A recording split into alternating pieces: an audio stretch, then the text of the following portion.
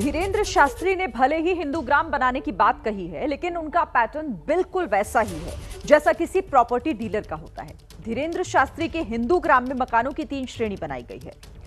पहली श्रेणी में वो मकान आएंगे जो ग्राउंड फ्लोर पर बने होंगे। इनकी कीमत 17 लाख रुपए रखी गई है। वहीं दूसरी श्रेणी में वो मकान आएंगे जो फर्स्ट फ्लोर पर बने होंगे। इनकी कीमत 16 लाख रुपए रखी गई है। और फिर तीसरी श्रेणी में वो मकान आएंगे जो सेकंड फ्लोर पर बने होंगे, जिनकी कीमत 15 लाख रुपए रखी गई है।